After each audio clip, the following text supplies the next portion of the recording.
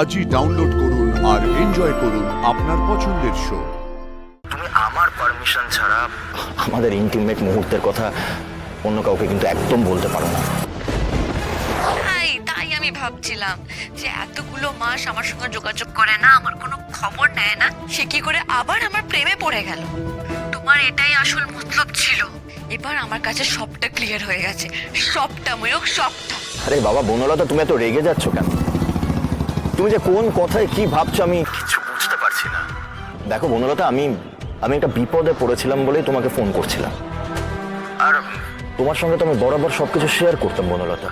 আজও তুমি আমার কাছের Banalata, you are my best friend. আমি একদম অনেস্টলি তোমাকে সবকিছু বলছি।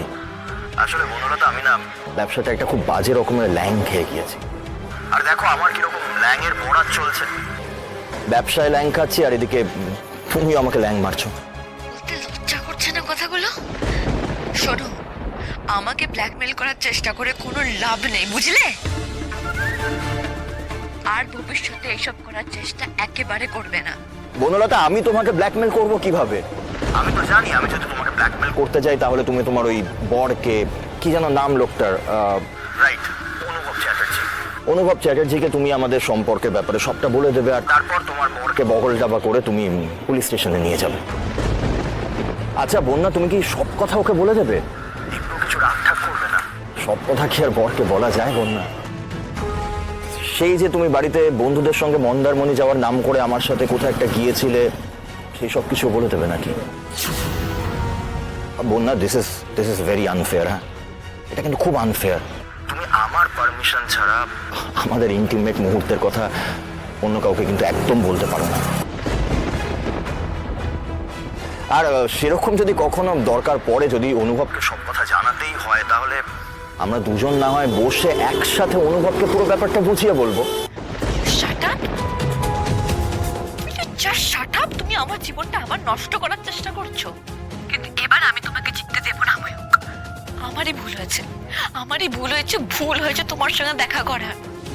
আমি আবার তোমাকে প্রশ্রয় দিয়ে ফেলেছি আর তুমি সেটা নিয়ে সুযোগ নিচ্ছ। এই বন্যা, listen to me very carefully. দেখা করতে না এলে কি আমি তোমাকে ছাড়তাম নাকি? কতগুলো সুন্দর ছবি তৈরি হলো তোমার আর আমার এইবারের,